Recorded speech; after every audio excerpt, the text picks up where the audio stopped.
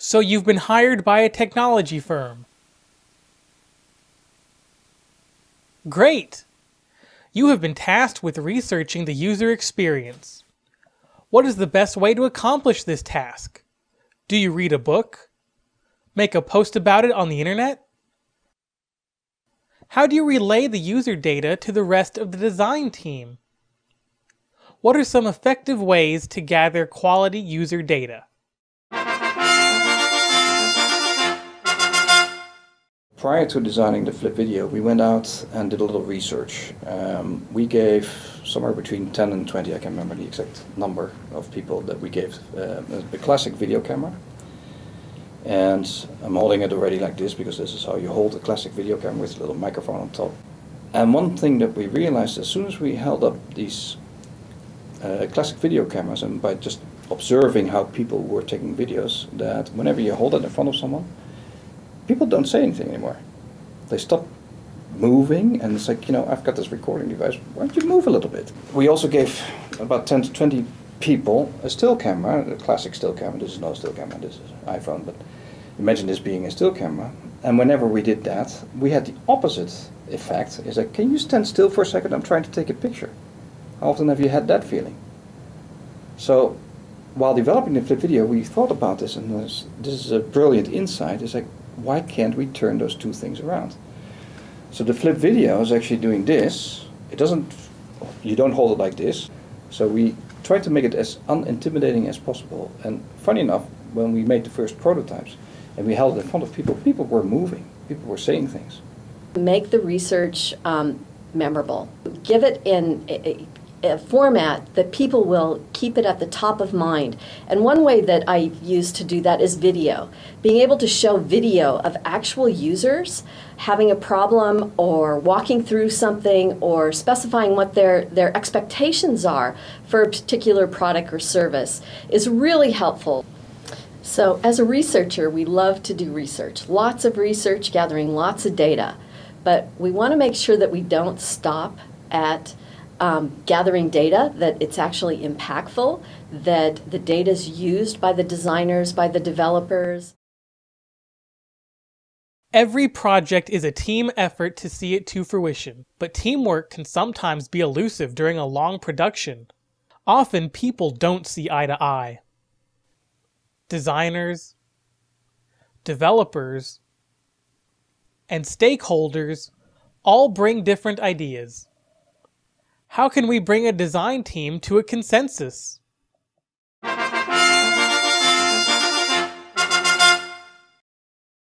Some of the things that I've learned worked for me well are just a very few things. One of them is being able to see the forest through the trees, to not get caught up in an individual detail of a task, but to be able to really jump above and focus on the entire user experience, and to focus on being the champion of that user experience, and to understand how the user is going to approach a particular experience end to end.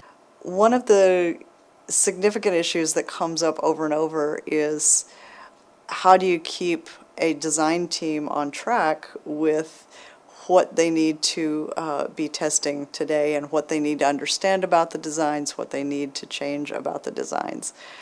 And they're going to have a specific set of goals, desires. They're trying to keep their jobs, and they're trying to do a good job, and they're trying to have their designs, their baby, used and loved and be the next cool thing. And so often they're going to come in with a set of goals that are competing with the heart of usability, which is the user goal. And so you have these three different streams of goals. And so when you're trying to support what it is you need to do most, where do you look? The people who are going to be the closest to you and most in your face are the developers and the design team. And it's going to be very hard to sometimes keep them on track and bring them up out of where they are, but that is where the key to all of it lies. So you're going to be supporting the user and be the user advocate. So throughout the entire planning process, you keep asking So what is this going to be used for, and why is this needed? And they're going to give you all sorts of in-the-weeds details about what they know and about what they designed. And then on the other hand, you keep reminding them and telling them and showing them what the user experience was and how the user had confronted that as a human being. And because ultimately, if the user doesn't like it and throws it out, even the strategic goals are not going to be met, and you're not going to be loved and keep your job. You have worked hard, established clear guidelines, and shared your data. But what do you do when someone else on the team presents work that doesn't quite impact the user experience in the same effective way? How do you make a recommendation that is both professional and improves the user experience?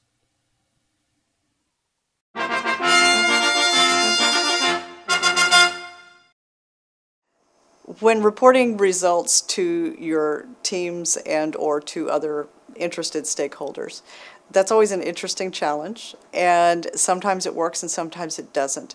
Ultimately, you want to keep with two goals inside of yourself. One is that you want to serve the user in the best possible way. And then you also want to make sure it connects to and hooks into the teams and the leadership goals as well. So how do you help them? How do you help the team and leadership reach their goals and support the user goals? And one of the best ways to do that is to know your end state. Know what you want to walk out with when you're finished reporting to those teams.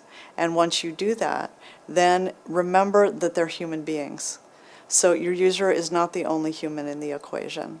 So you do need to let them know what's good, and don't do that just as a here's a gimme, let me tell you what's good so that now I can tell you what's bad and tear it apart. Tell them what's good because it trains them to continue doing that later. And then when you tell them what needs to be changed, frame it in terms of here are your opportunities, and connect to their ultimate goals. If it's leadership goals, it might connect to marketing, it might connect to your ultimate sales. When you need to use negative words, make sure that those are around what the user's going to do and where you're going to lose them in whatever way it is. And that way it's not connected to here your work is bad, but here's what's going to happen if this is out there and where you're going to lose, and they're not, and the users are never going to see your work. And here's the best way to get it in front of the user. And remember, it's human beings. Keep it in terms of opportunities. And the final part is to keep it simple. Give them a summary, give them a single statement, and give them a supporting fact for everything you say.